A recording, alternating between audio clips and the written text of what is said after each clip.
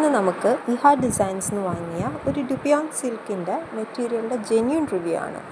ഇത് promoted video ഒന്നുമല്ല കേട്ടോ. അതുകൊണ്ട് തന്നെ എൻ്റെ ഒരു അഭിപ്രായമാണ് ഞാനിതിൽ പറയുന്നത്.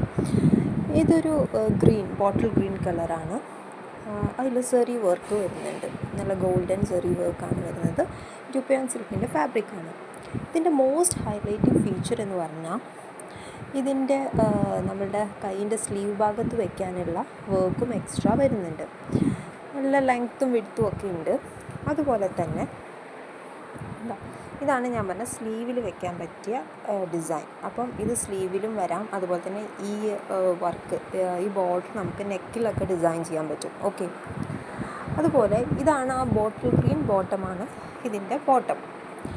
ഏറ്റവും ഹൈലൈറ്റ് എന്ന് പറയുന്നത് ഇതിൻ്റെ ദുപ്പട്ടയാണ്. ബോട്ടിൽ ഗ്രീനിൽ നല്ല ഗോൾഡൻ സെറി വർക്ക് വരുന്ന ഗോൾഡൻ പോൾക്ക ഡോട്ട്സ് വരുന്ന നല്ല വിഡ്ത്തുള്ള ലെങ്ത്തും ഒക്കെയുള്ള ദുപ്പട്ടയാണിത്. സോ ഇതൊരു വർത്ത് പ്രൊഡക്റ്റാണ്. 2000 റുപ്പീസ് ആയിരുന്നു ഇതിൻ്റെ ഒരു റേറ്റ്. കമ്പാരറ്റീവ്ലി നമ്മുടെ ഡുപിയോൺ സിൽക്കിൽ ഇതേ ജംദാനി വീവ്സ് പോലത്തെ ഒരു വീവിങ് ആണ് വരുന്നത്. ഇത്തരം വീവിങ്ങുകൾക്ക് 2500 റേഞ്ചാണ് നോർമലി ബാക്കി ഇൻസ്റ്റാ സൈറ്റ്സിലെല്ലാം നമ്മൾ കണ്ടിട്ടുള്ളത്.